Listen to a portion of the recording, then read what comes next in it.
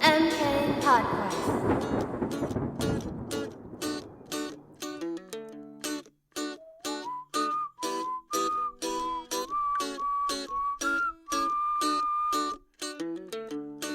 Won't go away.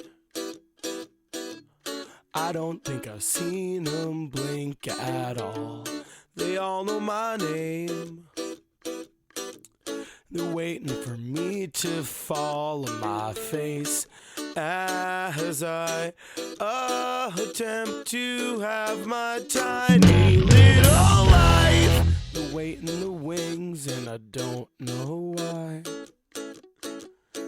I'm not sure why. God damn it. What if I had hit it at that? You could have hit stop and hit it again. We got nothing but time, bro. No, because I have our... I preset, No, I refuse. I preset the music in this time. Like, I'm fucking organized. How was I ready supposed to know that? You don't. And hey, listeners, that music you just heard... Oh, fuck off with this opening. is the song Struggler by Bomb the Music Industry off the EP Adults, Smart, Shit Hammered, and Excited by Nothing. Another Jeff Rovin. I was going to do it fucking again. This was a mistake. Another Jeff Rosenstock joint. License under Creative Commons Attribution, non-commercial share like 3.0 United States license. It would be very funny to take the clip of you saying that and speed it up by about 400%. I might do that in the edit. I'm not going to. Okay. Corey. Mm-hmm. Happy Jeff Rosenstock part Sorry, I 2. took a sip of water.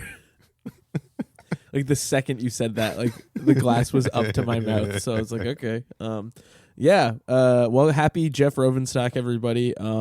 What did you get in your Jeff Rosenstock calendar today? I got a copy of Mortal Kombat, a novel by Jeff Rovin. I don't have anything good. It's giving you more copies? It's procreating. I got like a tiny chocolate. Well, that's pretty sick. Before we keep going, can I blow my nose? Yeah. Right into the microphone. Well, I'm not going to do that. Okay. I don't know why. It happens when we do. They made another one at Mitch's house too, but like we'll get partway through the recording process and I'm just like, I got to blow my nose. Yeah, it happens. Getting all gunked up. Getting all gooped. Well, you're over there watching Excessive Force 2, Force on Force. And Alligator 2, The Mutation. I have so many opinions on that episode, man. Wait, so why? many times I was going to message things like to what? you, and I just didn't. And we the need thing to I did address this now, just so I know, because I'm too impatient. It doesn't need to stay in, but you need to give me like 30 seconds of this at least. When you're like listing credits of the other people, maybe I forget who and you're listing off like From Dusk Till Dawn 2, Texas Blood Money. I'm like, seen it. The Crow Salvation. I'm like, fucking seen it. That's the third movie, not that bad. The part where you were like Poison Ivy 2, The New Seduction. Wait, I was so it? mad I did that. How? I was How so did you mad I fuck got that that up? wrong. I have no idea. Jesus Christ. Dude, I was like pissed off at the time that I was getting it wrong in real time. I was like, you got it though. Me of all people. You did get it. Well, and then I fucked up Poison Ivy 2, Ramoth's Lily. name in the next episode. And you fucked up Ramoth. That's the Birdman, right? From Yeah. Defenders of the Realm. Yeah. Rantham is close enough. Voiced by the police chief from Alligator 2, The Mutation that also played Tom Robinson in fucking To Kill a Mockingbird. Jesus. What a filmography. The big three. You were talking about the Black Scorpion 2. That's this weird, like Roger Corman produced, maybe directed, like superhero show. This cop woman who turns into a superhero named Black Scorpion. So she's just in like a leather one piece and a bondage mask. And she Right. goes around and beats the shit out of people. It was turned into a TV series that I have tried to watch, but some shit is bad enough that even I can't watch it. There, I said it. That's the bar. Hey, Corey. Hey, have me on for like some Have me on for all these well-timed, movies. well-timed, planned coverages of some of these sequels you mentioned that could tie into our new show. And you're like, yeah, I don't know, we'll see. You don't want me on. They made another one, and I'm That's calling not it out correct. here on our show. What I said was we could see about scheduling it. Because, like, Yeah, my only thing being, like, if we have something planned already and then we realize that we're also doing it, that would be a problem. What do you mean? I'm saying do those on your show. Yes, but what And I have and me be on them. Oh, well, what you made it sound like was we would do them, and then we would also do them when they made another one, to which I said, if we already have something else scheduled on they made another one, that would be a problem. No. I'm saying we could plan it so we could do some like cross over. Oh, well, sure. Things, not watch. You made it sound like do it twice. Genuinely, you made it sound like do it twice. I'm pretty sure I said we do the first ones and then go over there and do the sequels. Well, maybe I'm stupid then. Maybe. The fuck do I know? It's like, Jesus, he doesn't want me on his other podcast. It has been a while. It's been a long time. I haven't been on since Mitch joined. I mean, you've been the busiest person on earth, so. Yeah. We were barely doing this show. I will make time to talk about direct-to-video Dimension sequels, though. That's like my bread and butter. You know what else is your bread and butter? The Mortal Kombat novelization by Jeff Rovin, so we can get started. Mortal Kombat, an original novel by novelist, tabloid journalist, and alleged Clinton media fixer Jeff Rovin. Part 2 for us. Part 2 of the book, half of part 2 of the book as well. Finally, man, we're getting into modern times here. Yeah. Absolutely we are. That's true. God damn it. All right. So our part 1 of this, if you haven't heard it, because who knows, right, was all the story of the great Kung Lao and Shang Tsung setting up a poorly planned Mortal Kombat tournament in an attempt to collect souls to open a portal for Outworld to come through at a pace of 1 soul a year, but he got 0 souls in all of those years because Kung Lao kept beating the shit out of him. Sort of playing the long game. Until he brings in Goro, who then murders the great Kung Lao. But here's the thing, man. They make it very clear at the end of part 1 that modern day Kung Lao was born to his brother or something? Original Kung Lao's brother? And has lived an astonishingly long time, if that timeline is to be believed. And has lived in maybe there's a series of them. I don't know. I think there might be more than one. Like there might be like a Kung Lao every generation or something. Right. Which a great way to bring back Mortal Kombat Conquest, by the way. Just steal that idea. This is your grandma's Kung Lao. But like we find out something in this section that there's this map that was just magically drawn by this infant child that leads to the medallion that the great Kung Lao hid, right? That's an important detail. That's all that happens in this section of the book is some people going to try to find that medallion by following this map. I don't think he got Kung Lao's soul, man. I think you're doing conspiracy theories about the book that we're partway through reading. It's right up Jeff Rovin's alley. To how close were you to saying Jeff Rosenstock there? So fucking close. I could feel it. Yes, I am leaning into Jeff Rovin's body of work here. Think about it. If great Kung Lao dies, a child is born, they name it Kung Lao, they get this the sudden inspiration at that exact moment the child is born. He's like, I got to name this child Kung Lao. This child draws a map that leads to this medallion. That's the same fucking soul reborn in this other body. He didn't get any souls in that part 1 at all for his fucking portal. Right. So what does Shang Tsung do this time? Change the schedule of Mortal Kombat from once a year to once a generation so that he can collect even less souls over even more time. It's so fucking stupid. But we do learn part of why he's kind of doing it on purpose. Right. He's got his... He's I want to buy some time. I want to be like Shang Tsung or Shao Kahn's going to take over the world, but if he doesn't do it right away, I can set up all my shit. So I'm like that dude, and I don't have to just be like some random lackey. I can be the guy. Yeah. Bad plan, though, to drag this out. That's not going to earn you favor with Shao Kahn either, right? I don't know. It just immediately I was like, this is fucking dumb. This is so stupid. It's not. Well, it ain't smart. Let's dive into this a little closer now that I got my conspiracy theory shit out of the way. We pick up immediately with Kano and the Black Dragon, who have this map and are searching for Mount Ifukube. And the city... Okay, here's the thing. Also, the city? Thank you so much for just doing this part. You don't much remember? No, I mean, I read it yesterday. Like, I could do it, but as you learned, I read this chapter that you're about to describe, and then I did not read the book for 3 entire days. So they're searching Kano and his Black Dragon goons, none of whose names matter. There's like a Moriarty. There's like a Schneids. There's a woman named Gilly.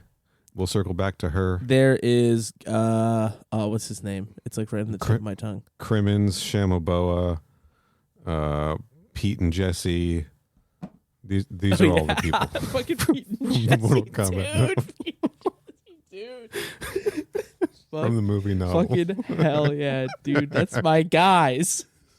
Senmin Joni is one of them. Yeah, we got Jim Woo as well. Jim Woo, Christ. And in the words of Schneider, if Charlton Heston or Victor Mature didn't say it, I don't know it. So true. They're dude's really into film, right? 5 stars, leave a review. They made another one. All right, so they're in the Tianjin district of China in, quote, the present. They're looking for the town of Chujing, which is so close to Chuzhen that I wish that they had used that name in Mortal Kombat Conquest just for some continuity. Right? If we're making up names, right, let's be consistent. Anyway, they're walking through the jungle trying to murder each other because they're Black Dragon people, right? And they finally come across this village, this very same village, Chuzheng. Pardon me, it's Chuzheng. There might have been a typo on that one as well in the book. And they are greeted by Barefoot Kung Lao, a priest with the White Lotus Society who sort of runs this village, right? Immediately, Kano starts to Kano. I do think it's important to note that even though this Kano is accurate to the Mortal Kombat 1 manual and is half Japanese American, I still read him with an Australian voice in my head. Yeah, that's, I think, a reasonable kind of thing to do. Deported from Japan, wanted criminal in 35 countries. This is from the Mortal Kombat 1 Sega Genesis manual. I believe they say he's wanted in 35 countries in the book as well. So what do? They take like a boy hostage, like a young shepherder named...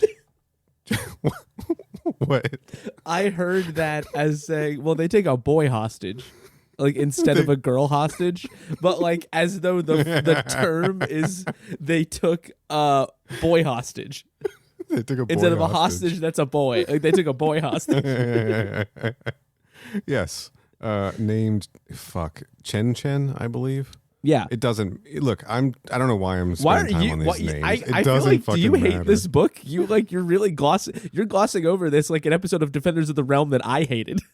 I didn't have a great. I didn't have a great time with this part. Right. Okay. I liked the weird shit hasn't happened yet. I'm maybe just. I disagree. To get to the actually, shit. That's a crazy thing for you to just sort of say that the crazy stuff has not happened yet. All right, fill in some details. Hold on. Yeah. First of all, I had to clear my throat. Second of all, why don't you go blow your nose again? Hateful. Okay. I get like. Do you just know that other stuff is coming in the book? No, just from this section of the book, I do. From these 90 some odd pages. Oh, yes. I thought you meant like this whole portion of the book that we just read had nothing in it. No. This Kano Black Dragon. The opening is boring as fuck. Heading to the village shit just kind of sucks. Sucks ass. Absolutely sucks ass. Yeah, it's not. It's boring. It's not interestingly characterized. It's weirdly aimless, despite the fact they have one singular specific goal. Right. Yeah, it's agony, bro. Yeah, I know that you have a long documented hatership of Kano. I was gonna say distaste, but hatership is probably more accurate. Chugging haterade. I don't have that same. I mean, I don't love the character. The Kano that I like is from the '95 movie, right? And I think that there were some interesting things in the Raiden and Kano Malibu comics, but nothing I remember, so it must not have been that interesting. Right. But like this for me, I was just like, there's just fucking nothing here. Kano should be an interesting character because he has a fucking laser eye. Kano right? in this, first of all, doesn't really laser eye so far. No. And also is the most just an annoying asshole. He's so, yeah. He's just sort of a dick. He's got some fun lines, none of which I'm going to recite here because I don't remember them, but he's got a couple like witty quips that don't verge into the territory of like the new Mortal Kombat movie where it's just gross for gross's sake, right? Right. He's got some clever turns of phrase, but he just feels so fucking generic in this. And like, dude has a laser eye. At this point, I don't think he did. They're just calling it an infrared this or that, right? But I don't know. The most interesting thing about him is he's lying to all of these Black Dragon people who are with him on this mission, none of whom he wanted on the mission, but they're the only ones he could get. And he's being paid, what, $4 million or $5 million by Shang Tsung to find this amulet.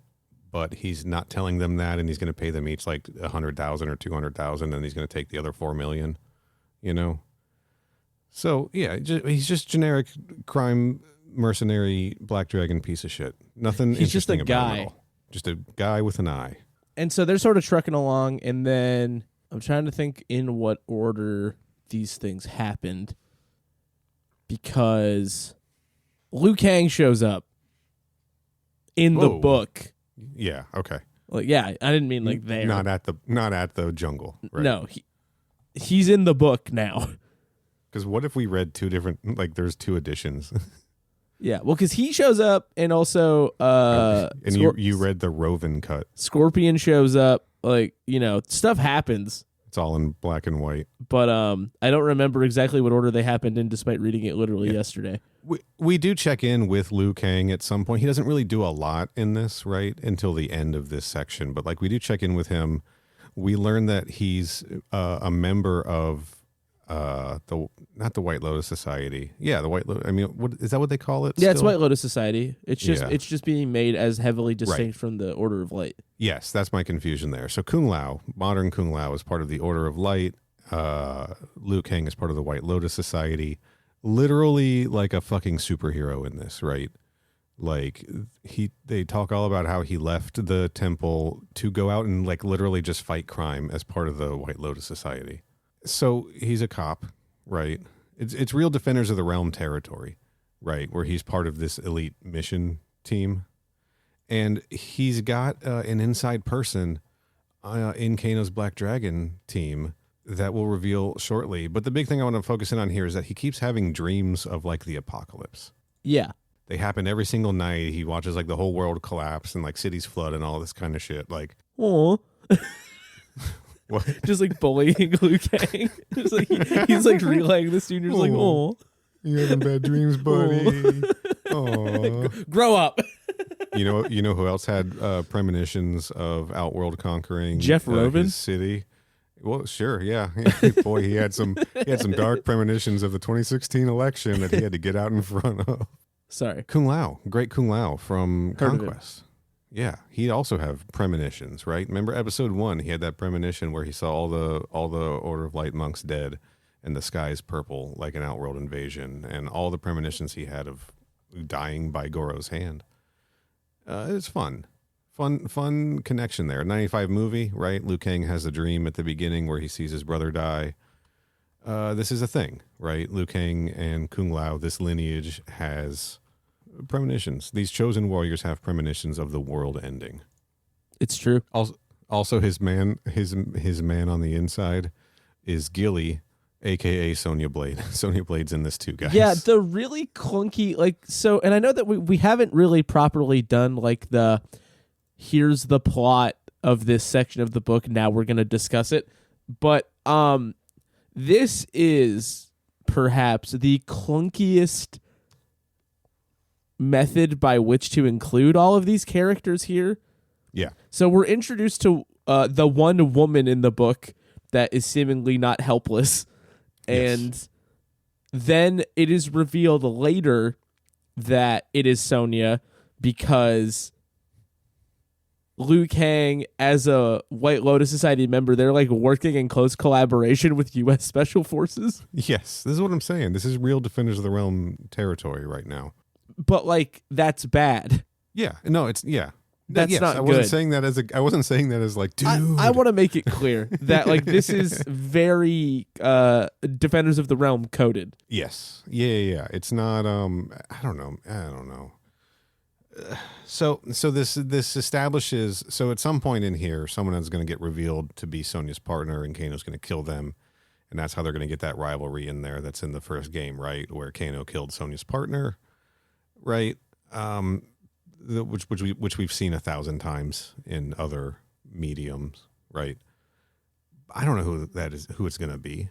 Moriarty, maybe? I don't I don't care. know. I don't even care to speculate. Right. It's but we don't have this pre-existing Sonya hunting Kano, this wanted man thing for revenge. That hasn't happened yet. That's fine, I guess. But we also know that that's what the story turns into, so it's just like telegraphed hardcore this many years after the book has been written. And I don't know, man. I don't care. And even once she's introduced, she still doesn't get to do anything cool. Well, right? that's what's baffling, right? Is like she is established as being a character we're familiar with, and therefore we know things about her, like can kill and murder and is a special agent and all kinds of incredible feats of strength or whatever. And she is incognito and like mostly just sort of walking around. Yes. She stops Kano from killing somebody at one point, but that's it. And that's what makes me think whoever that was, if it was Moriarty or somebody else, that makes me think maybe that's also her partner. Maybe he's also like infiltrated the Black Dragon. But also right? the entire group of people can't also be usurpers, right? Like it can't be Kano and nothing but people that broke in. What if that's the twist? What if it is? That'd be dumb. I think, okay, so basic plot. Just how I feel about it. Basic plot dump. I'm just the guy. Sure. I'm just reading a book. Look, we're the experts. We don't got to be serious about it. The basic plot of this is Shang Tsung hires Kano, the Black Dragon, and all these people to find this medallion. Of course, the one given power by the gods that Kung Lao did not take with him to Mortal Kombat in Part 1, which led to him dying. Which led to him getting like the most gnarly imaginable. His heart was ripped out, and his body was like ripped in half. Tsung. Given to Shao Kahn through the portal, right? They threw him in a river. No, that was the other guy. But that was the other guy. Yeah, we'll get there. That was my foreshadowing. Yeah, nice, smart. So, wow. Whose voice did I just say that in? Who is that? Is that like late old Al Pacino? It was kind of what's his face? Owen Wilson. Sort of. Wow. Owen Wilson, Al Pacino, but like Al Pacino in Heat when he's maybe Luke. It was Luke Wilson. Owen Wilson's like, wow. Like it's more like that. Sure. Owen Wilson saying it sort of sounds like a Pokemon. It's Pocket Monsters. So they go to this village. They hold a sheep herder named something or other to force Kung Lao, Chin or something. That's yeah. I don't want to say it because it sounds. It's a questionable racist name to give if you're Jeff Rovin. That's what's going to be clear. Yeah. Like there might be real people with that name, and that would obviously be fine. But if you're Jeff Rovin, you can't be naming your Chinese characters Chin Chin. You also he also references Jet Li somewhere in this section. He does do that. And we had the city of Jackie Chan last time. Yeah, he can't help himself. He can't help it. There is a third one. We'll get there. Oh, we'll get there. I mean, I'm stuck in rush hour here. But for a guy who's like, I studied Chinese mythology in reference to this book. That's what the intro was so stupid, because he's like, everything you read here that's not like Scorpion is real mythology, which is why I live in a city called Jackie Chan. I live in Sammo Hung Town. Just dumber than shit, dude. It sucks. Yeah. So Kung Lao, who's like kind of in charge of this village and like a cool like monk dude who is Woohoo, yeah, they had renamed it. Is that correct? Yeah, I think so. It had like 7 different names. He's like, it used to be called this. Wow, we're phoning it in. Now it's called Woohoo. I have the page dog-eared here. I can find it if you want. when Mao was alive, we were Zendugu. Before he came to power, our village was known as Tekamaki. Tekamaki? It's hyphenated, so I don't know where I'm supposed to break, 2 lines there. And then Chujung, right? That was the name the village had when it was first founded back in 8300. So that's how Kano knows that following this ancient map has him on the right track, and he's like, take us up into Mount Ifukube. They try to lie and be like, oh, we don't know which one is Mount Ifukube now. And he's like, well, you better fucking find out or I'm going to turn everyone into this town into Swiss cheese. And he's like, okay, let me go consult the scrolls. And he finds it. And they're like, all right, let's go. And he agrees. Kung Lao agrees, right? Because he wants to get them out of the village. But they leave a few people behind with guns. They all have guns. Pointed at a child. And that child, like, with a collar around his neck tied to a collar around one of the black dragon guys, too. Right? Which I feel like he only did for when the lightning bolt hits later.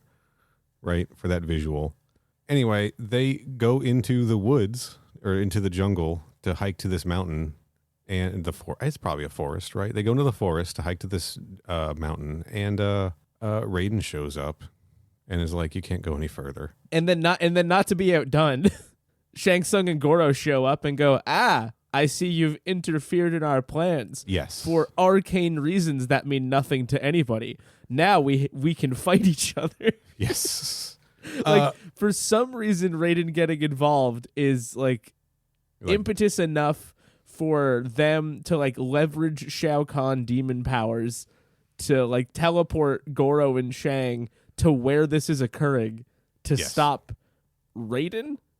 Yeah, I don't know, man. He just had to get a fight in here, right? Gets a little messy. That's all I'm saying. It does. Goro, yeah. So we also have found out that Goro is the guy who approached Kano about this job, and he just kind of like showed up in town or wherever in a giant trench coat, and I was picturing Raphael from the Ninja Turtles or Ben Grimm, aka The Thing, wearing a trench coat. And it was just a very funny visual, and it kind of reminded me of the Goro Prince of Pain series where he gets like transported into a city or whatever. It's fun. I don't know. I like Goro stuff. I also like that Goro is constantly just eating like endangered species reptiles. He eats like horny toads and iguanas and shit in this, which I don't know if iguanas are endangered, but you know what I mean. He's eating reptiles, right. And it's fun. It's a fun nod to, well, not a nod to, but it reminded me of the scene when Shang Tsung in the Cobalt Mines was just snacking on a bowl of lizards you remember? Yeah. Also, maybe a veiled reference to the character Reptile. Why not? Right.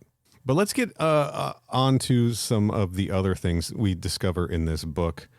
We did learn that Kano was the second choice for this mission, and the person that Shang Tsung really wanted to hire was the Lin Kuei assassin known as Sub-Zero. Right. But he couldn't because Sub-Zero had gone into hiding because he murdered a man named Young Park, who was a toll booth taker, right? Like on a bridge.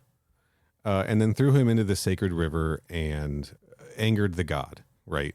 Which god did he anger? Do you know? You. The god you? Yeah, why you? No. Do you know? I don't understand the question. Who's on first? I'm not doing a who's on first thing, but like, I thought you were asking me what is the name of the god, and then I said it. I was, and then I was trying to do a who's on first thing in hindsight. Oh, I wasn't, so I was a little lost. No, you're good. It's over. It's gonna get it cleaned up in editing. Don't worry about it.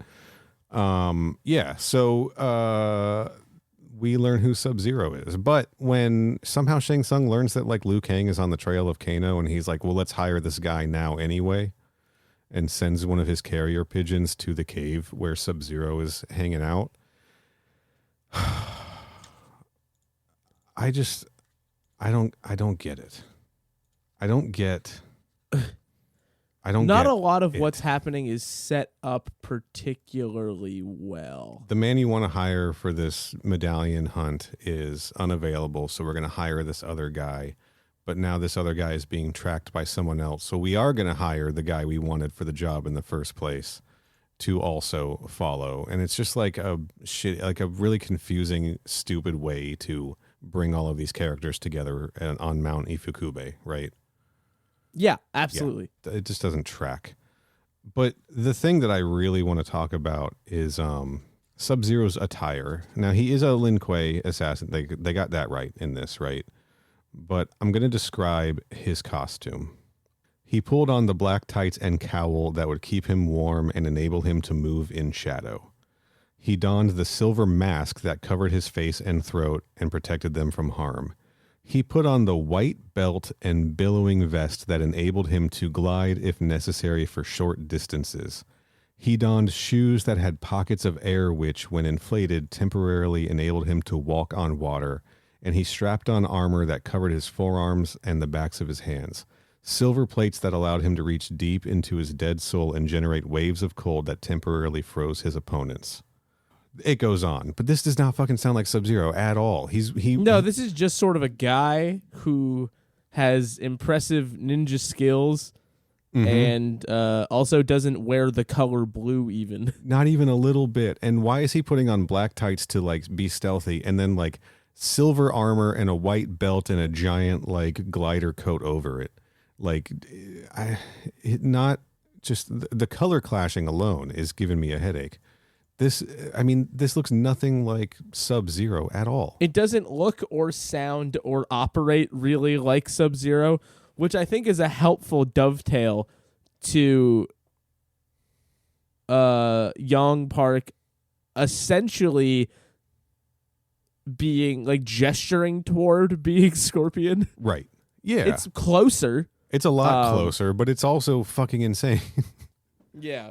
Let's talk about Young Park now. Young Park was formerly a Lin Kuei ninja, right, who left the clan to pursue a life of not having to murder people all the time and like wanted to have a wife and kids, you know? Yeah. Which you've seen, essentially, have you seen the Mortal Kombat web series? Yeah. Yes. Yeah. 100%. 100%. Yeah. I mean, you get it. What's his name? I don't know how this is so fucking complicated. Oh my God. Tancherowen. Young Park. Tancherowen. Kevin Tancherowen. I do think he pulled a lot of stuff from the Malibu comics, and I think he definitely pulled this from that. Now, like there is old lore. I can't pinpoint the location. The boys at mkpodquest.com, if you can, that once upon a time, Scorpion was a ninja who stole the secrets from the Shirai Ryu and was killed by them. And the reason his costume is yellow is because it's he's dressed the same as the Lin Kuei, but in yellow to call them cowards, basically. Yellow bellies. Exactly. That's old lore. Obviously, that story's evolved since 1994 or 1995, right? But yeah, that's essentially what's going on here. He left the Lin Kuei. It's been 20 years. He's got a wife. He's got a child. And this man, Sub-Zero, shows up and impales him with a sword and throws him into the river. He does way more dead. than impale him with a sword. He cuts him. Basically cut him completely in half, and they also rip his intestines out, Right. and then they make his family watch, and then they take that like rotting pile of whatever, and then chuck that in the canal, and he ironically dies by drowning. Yes. And then his son, Choi, is the only one who fishes the body out of the river because everyone else is too scared to cross the Lin Kuei, right? Like they paint this picture that after this like tragic thing has happened, the whole town has now turned their back on Young Park's family, which is insane. Right, because they were scared. I do want to say, just for my own ease of mind, I looked at the last name Park, and I think I made the claim last episode that he was Korean. That was just me making an assumption, to be very, very clear. They don't say that in the book. And with the first name of his son, Choi, which is a traditional Chinese name, I do believe that he's a Chinese character. And I'm bringing that up now because there was one... Not that we think Jeff Rovin gives a fuck. But here's why I'm saying it. There was one moment in this book where they're talking about Young Park, and there's a typo, allegedly a typo, and they call him Young Hark. Okay? Yeah. With a son named Choi. Tsui. Okay? Yeah. Are you familiar with a movie, Corey, starring Jean-Claude Van Damme and Dennis Rodman called Double Team? I'm going to do you one better. Yeah. I don't want to walk over to my bookshelf to get this, so let me just Google something briefly. Sure. I have read a book called Okay. Hong Kong Connections, Yes. Transnational Imagination and Action Cinema. Yes, you talked about this on I'm our deeply familiar with this man. you talked about this on our the same book on our Dead or Alive episode. Yeah, so like, yeah, I know. Okay. I know for sure what they could have been going for. So this could have been young Hark and his son Choi Hark, aka director of Once Upon a Time in China, Double Team, Twin Dragons, Vampires, etc. And this is what I am thinking is the third reference to Hong Kong action. This time a director as opposed to a star, right? And I am wondering if that was the original name and then he changed it to Park for some reason, like, and just missed one. You know what I mean? Well, P and H are nowhere near each other on the keyboard. Right. That's exactly why I think, like, that's an egregious typo. That is an intentional alternate spelling. You know what I mean? Right. I'm thinking Yeah. he went through and tried to change all of them and missed one because that is a Chinese name. And he set a precedent of referencing Chinese, cinema Are you stars. telling me Jeff Rovin didn't do a perfect encapsulation of It's his hard. rigorous research of Chinese history and myth? It's hard to believe, I know, but that's what I'm saying. Wow.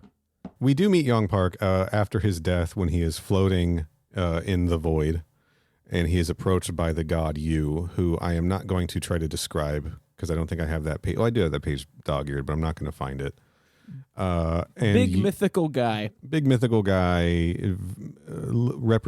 representing Yeah. various parts of different animals on his Yeah, body. so Young Park's soul is like floating through nothing. Yes. And Yu shows up and is like, yo, dude, that was fucking crazy. What an So insult. here's the deal. I'm really mad that they've defiled one of my canals with your fucked up, ruined body. So what we're going to do is you're going to go send your soul into your son's body, turn him into a revenant of vengeance. We're going to kill everybody and everything's going to be square, okay? And then Yes. he goes, no, my son is a nice, sensitive artist. I don't want to get his shit all fucked up with violence. And Choi then Yu Hark goes, is an artist. He's and a then Yu- filmmaker. Yu goes, it'll be fine. It's like your soul's going in there. His Yeah. soul's going to be fine. His but soul's you're gonna use stay his pure. body as a vessel to like do murder. Is that fine? And then his body just gets sent there anyway, or rather his soul does. Yep, that's what happens. So he while goes, that unrelated like Raiden, Shang Tsung, Goro, Kano, Sonya, whoever the fuck is happening, right. Sub-Zero's on his way over and Raiden is possessing his son for violent reasons. Raiden. Whatever, you know what I meant. Yeah. Young Park. Yeah, so young Park appears in his son's room. This is like days after, right? Like after he's been murdered. So like we know it's right away because his Choi's mom is still mourning, and Young shows up and he's like, "Hey son, I'm back." And Choi's like, "I gotta go tell mom," and he's like, "Don't tell mom. Don't tell mom I'm back. Can I borrow your body for a hot minute to go get revenge? You'll be fine. You can't tell your mother, And he's like, sure, why not? And then they merge and they get ninja outfits and they get the spear, right? He gets the spear. He gets a weapon that lets him do the scorpion spear, and they call it a sting, right? And that's where the scorpion stuff comes in. It's very underdeveloped, honestly, and it is an insane origin story for this character of Scorpion, unlike anything we've seen anywhere else. Nowhere else is he a soul possessing his son's body. You know what I mean? It's kind of neat. It is. It's just weird, Yeah, it's just very far removed from the story that we've seen told about 85 different times. Sure. Our canon version, of course, is the Scorpio from the Cobalt Mines possessing Takeda's body, right? That's the definitive Scorpion, right, everybody? Yeah. Anyone? Is this thing on? But that's not even the weirdest thing that's going to happen. There's a lot of fusion in this, isn't there? Yeah.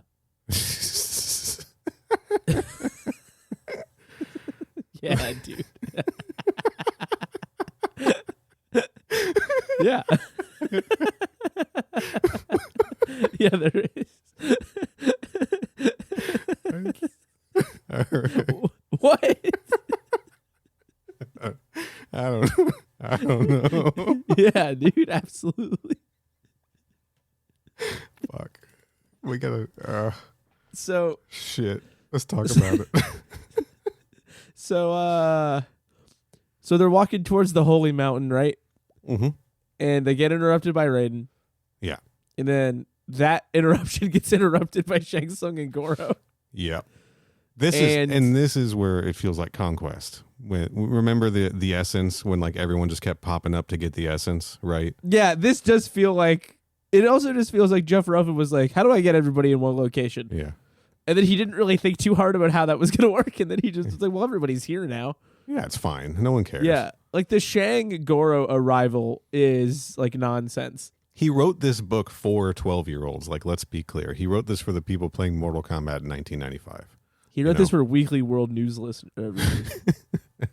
So yeah, Raiden is like, yo, bad guys, fuck off or I'm going to lightning you. And then Shang Tsung and Goro go, not so fast. Not so fast. You have to let everybody go or else. And also, you and Goro are going to fight now, to which everyone just sort of says, okay. Yeah, the longest chapter. We read 14 chapters for this section, 90 pages. The longest chapter was the Goro Raiden fight.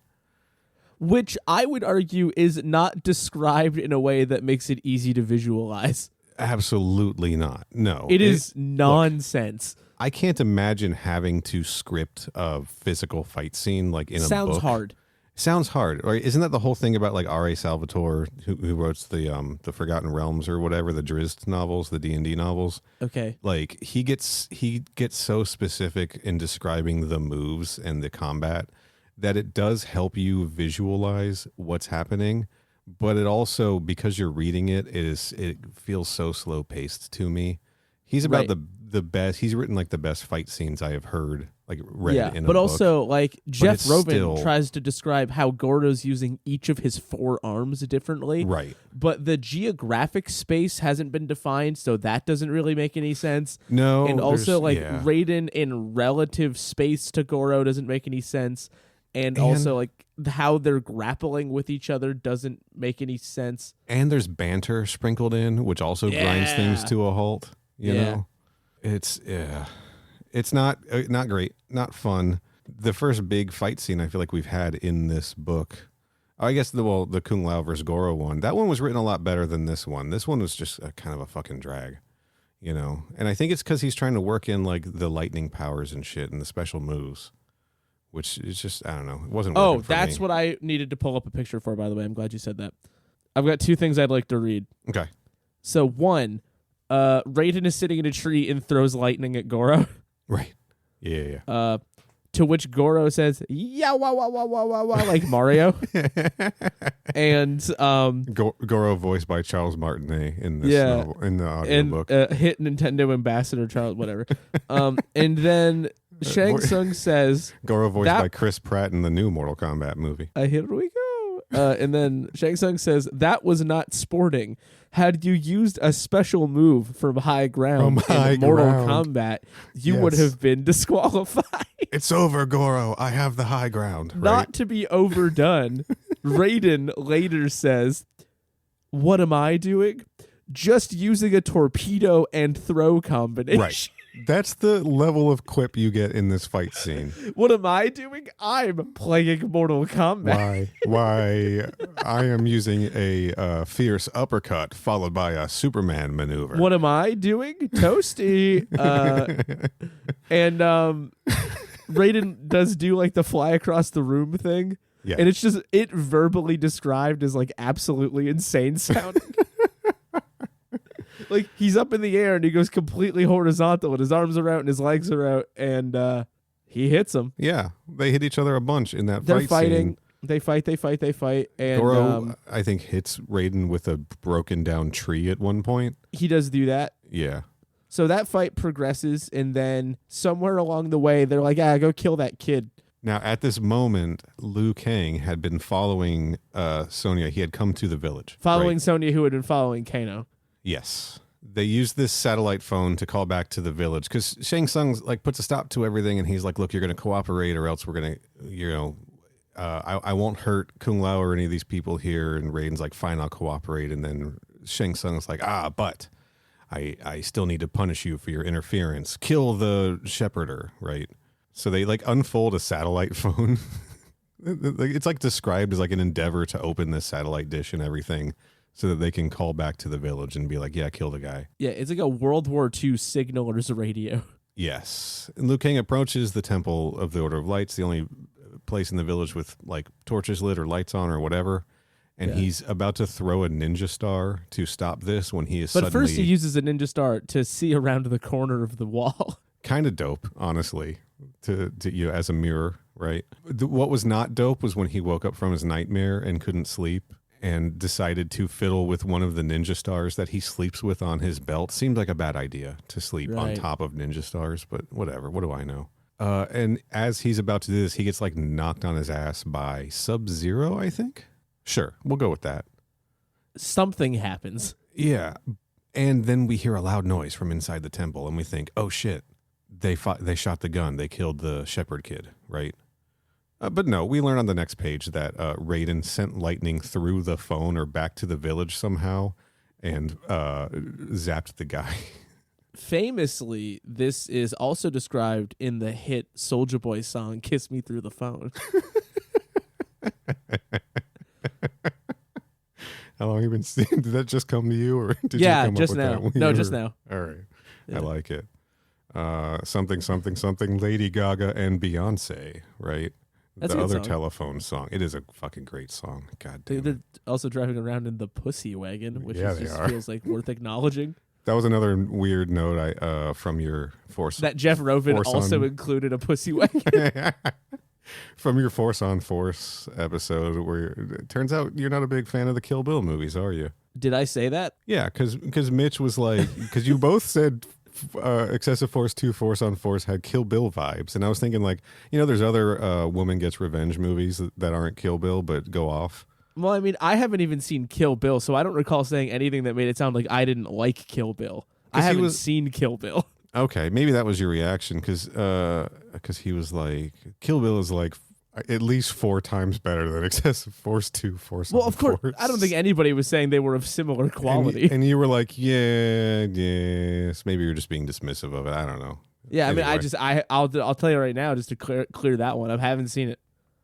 Okay, they're pretty good. I'm not a big Quentin Tarantino fan, and Me neither, which is why I haven't seen it. I don't think Uma Thurman had a good time on those movies. It turns out, so he kind of put her in some perilous positions there. Not cool. Anyway, yeah. So that's when we discover that Raiden lightninged the rest of the Black Dragon guys back at the village, and it's revealed to us that they're just like burn marks all over the place, and like the collar, the leash that had been collaring the shepherd to whatever guy it was is just like burnt in half, which was a fun visual, right? But that's To the be only perfectly reason honest, he I did didn't that. fully understand it at first because I was a little just like brain melted by the previous prose. And the insane pacing of this novel. The pacing's not great. It's not. It feels It's like all- it wastes a lot of time. Like it feels Yeah. like it went from chapter 13, Kano and the boys are like on a hill, and Right. by the end of it, like almost everybody was in the same location and fights were happening. Yeah. Yeah. but like, it's- but nothing has really progressed. Like Shao Kahn's not doing anything. Like No. we don't have any sort of update on like where things stand in terms of the like nothing has happened. no, nothing. But you know everything Yeah. has also happened. Yeah.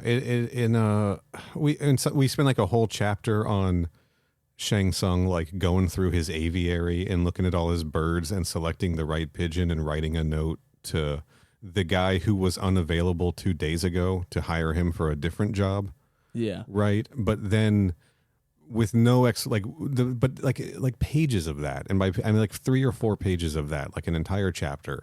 And then when he and Goro just teleport into the forest or wherever, it's just instantaneous, and they're like, we had to ask Shao Kahn to use his magic to teleport us here, and that's all the explanation you get. Right. We're spending time on the wrong things, you know, and then glossing over some interesting things, because I do think that the interactions between Shang Tsung and Shao Kahn and the portal stuff was interesting in the first part, but now we're not spending any time on any of that. we get reminded that he has to give up part of that Shang Tsung has to give up part of his soul every time they want to keep the portal open or but he's able to do magic. that in a way that like has nothing to do with Shao Kahn at this point, because his whole thing is he doesn't want to get Shao Kahn involved right now. Yeah, except when he has. I don't know.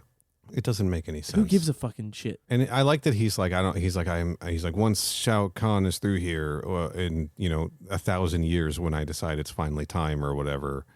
I'll get my whole soul back. And Raiden's like, we can join us on the White Lotus Society. I can do that for you right now without the whole Demon Lord thing. And he's like, nah, because I also want to rule the world, right? And Shang Tsung's like, nah, sunk cost fallacy. Basically, yeah. Yeah. So what does Shang Tsung do now? Because I don't fucking know. Kung Lao's not cooperating or something, and he wants to. I guess they're just gonna keep fighting. No, I think they're just gonna keep fighting. Oh, 26. So the part that the last chapter we read, chapter 26, page 193, is when he zaps the guy through the phone. Yeah, it's so the other thing, it's a cliffhanger for sure. The thing that's how this section of the book ends, but something important happens prior to that, which is this is the most insane thing I've ever heard of in a Mortal Kombat thing that we've done for the show. Okay. Which is that Shang Tsung uses magic and somehow pranks Raiden to add lightning to this magic to complete his spell. Yeah, so he's like creating smoke doppelgangers of Kano and Kung Lao because he wants to ensure Kung Lao's cooperation, right? Right. And to do that, he just like, oh, look at me, I'm making scary smoky guys.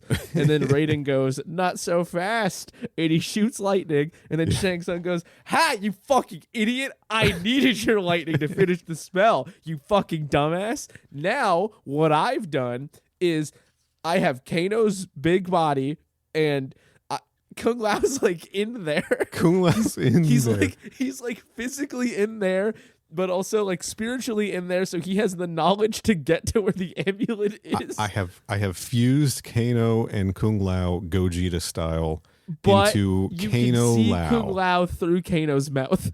Yes, because Raiden's which is like, nightmarish. First, the whole thing is like a smoke monster also. Clearly a reference to smoke, right? From Mortal Kombat 2. That was coming out. That was teased. I believe this is smoke from Mortal Kombat 2 here.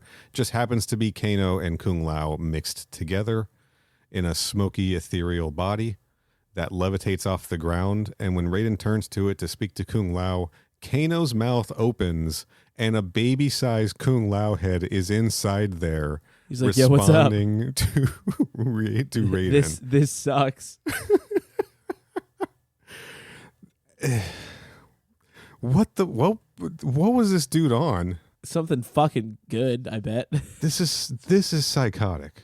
It just sounds like something that I'm weirdly non-fussed by the visual because that was just the Death Stranding trailer.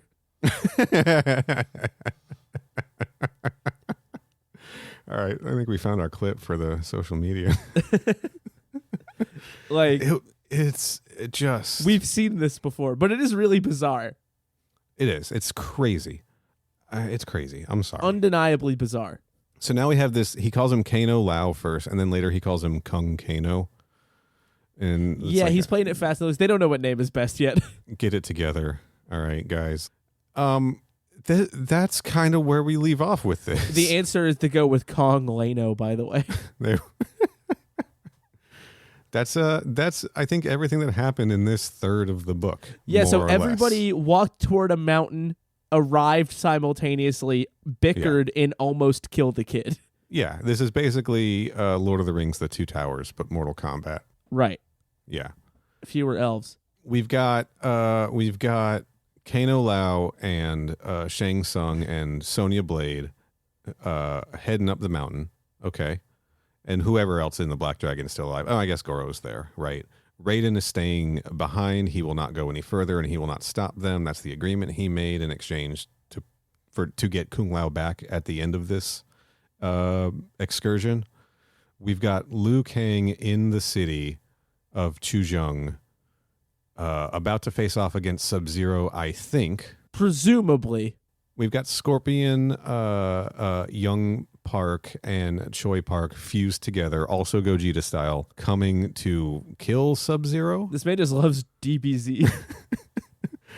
And we don't have any Johnny Cage at all. Have you noticed that? Yeah, that's fine. He must be off doing whatever he was doing in Cage Match at this time. Ninja Mime. Right? Sure. He's filming Excessive Force 3. Maybe he just doesn't exist, and that's also fine. I do wonder if he's just going to pop up in the last third of this. I don't know. There is artwork here. Opening page of the novel. You have it as well, I believe. We do have... No, I tore that one out and ate it. It's a nice graphic. It's got Shang Tsung and Goro, Raiden, Scorpion, Kano behind them, a little Sub-Zero off in the back, Sonya front and center, and then somebody, I'm going to presume Liu Kang, between Raiden's legs way in the background. Oh, there's a tiny sunglasses guy. No Johnny Cage, really. No, that under we know Sonya's legs. Under Sunglasses Sonya's?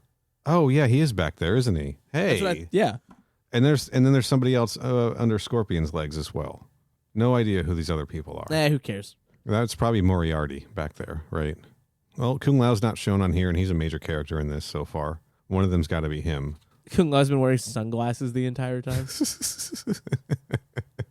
Like Jet Li in Legend 2, I think. That's what the Jet Li reference was about. There it is.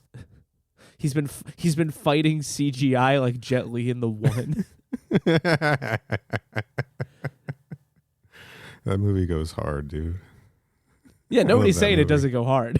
I know. I love that. It's so cheesy, but so good. I don't know, man. Anyway, so I bet Jeff Rovin's really gonna tie this up neatly in a bow in the last. I'm sure. In the last act. Everything's gonna come together. It's gonna make perfect fucking sense. No doubt. What do you What? What? Huh? Do you have any predictions? I don't. I'm going to tell you, I don't. I don't have any. I fucking no, dude. Absolutely not. Once he jammed Kung Lao into Kano's smoke body, I was like, I have no idea what's coming next. Yeah, right? anything could kind of come from here. Yeah. There was a name drop of Kintaro, right? Goro yeah, talks a lot I don't about anticipate Kintaro. that. I think that was No. just for the diehards. But how sick would it be if we had Goro and Kintaro like fighting, like beating the shit out of, I was going to say Shamaboa. I don't think he's in this. Can I be honest with you? Yeah. I wouldn't care. That's fine. That's, I don't know. I'd be like, okay. That's the other thing, I guess. They call the Shokan in this Shokanites. Which is odd. It is strange, but Like I they're do love. from a place called that rather than. It depends on your canon, right? Depends on your continuity. Shao continuity. I don't know. I don't know what to make of this book, man. It's just sort of a weirdo thing, in much the same vein as like Defenders of the Realm was weird, or like the web series feels weird, right. Or like There's a lot of weird, and here's my outlook on all of this changing. We touched on this a lot, actually, in the Cage Match episode of just feeling Mortal Kombat burnout, right? Yeah, this is that because this feels like somebody trying too hard to be different, even though I recognize that he just didn't have the rest of the material. Yes. Yeah. I was so looking forward to reading this because I was like, let's get back to the early days. Bread and butter. When the story was weird, when people were taking liberties with the storytelling, the reasons that I love Mortal Kombat Conquest, the reasons I loved the beginning of the Malibu comics, right? The first arc particularly, the reason that was a lot of fun for me. But no, this ain't doing it for me. Like the weirdness is there, but it's not there in a compelling enough, exciting enough package, right? Like weird shit happened in the Malibu books, and depending on who was drawing it, the art was so fucking rad and the aesthetic was so cool that it was like this adds to the weirdness and makes it exciting and fun. This is just written kind of so plainly and matter-of-factly and kind of boring and confusing and weirdly paced that it's hard to really like enjoy the oddity of it. Yeah, it's just sort of a book. Like it's very bland, I suppose, in how it's like put together. Yeah, there's no passion behind this. Jeff Rovin was not like paycheck. This is a paycheck. Yeah, this was a job. This was not something he was excited to do. And that's fine, but we're trying to make content out of a job for that this dude just did one time. 1995. He was probably also distracted burying all those stories about Bill and Hillary's sex parties. Bill rate. Sorry. So, he was a little distracted, right? We got to keep that in mind as we read the final 90 some odd pages of this book for the next episode. Is he still with us? Could we ask him about this? I don't think he's a man I want to talk to. Right, but just imagine that conversation in your mind's eye for a minute, if you will. I think he's written 70 books. He doesn't remember doing this one at all. Right, but in a hypothetical scenario where this guy doesn't suck ass, wouldn't it be funny to ask, hey, you remember this? Remember the smoke demon guy that you stuck a body inside buddy, and him just being whoa. He's like, I can't. He's that's crazy. He's like, I was kind of on my Stephen King at the time, if you know what I mean, and I have no memory of writing this novel. Yeah, I was in a fugue state. Yeah, I just, I hate to be a bummer, right? We're trying. Because you all know I was looking forward to this. I've talked about this so many times over the years. For years. God, and and I've read part of this part before. I know I expressed that I had never read the whole book before, but I had read into this part. But I don't think I got to the smoke fusion part. Right? What? I don't know. Maybe he'll pull it out in the end. We'll see. He could. I doubt it. I doubt it. I do know do you want to? It's just we won't read it on the show, but. Do you have your book right there? Yep. Go to the last page and read the last line.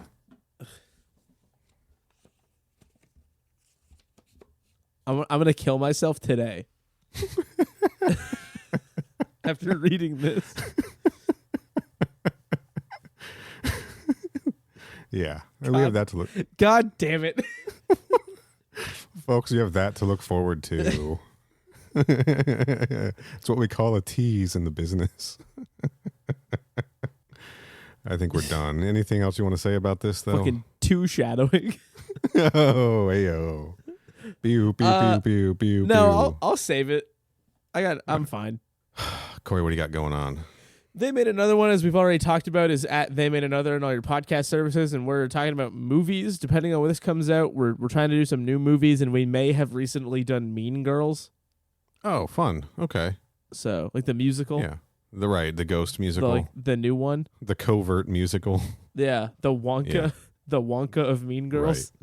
There's a link on mortalkombatconquest.ca. Also a link on there to my alien show, Crew Expendable. You can go to crewexpendable.net to subscribe as well. I do that show with our friend Kenny. We talk about the Alien franchise and sometimes Predator stuff when applicable. I don't know. We're on social media, right? We don't do a whole lot on there right now, but follow the accounts. We exist. At MK Podcast, Twitter and Instagram. Just go to mortalkombatconquest.ca. It's all there. Yeah. We'll be back to conclude Jeff Rovin stock on the next episode. Until then, stay frosty. I used to be thin. I used to look good with a guitar. You're always alone when you don't know who you are, and if the slightest shove can shatter, crush, and vaporize your bones. How do they expect you to deal with stones?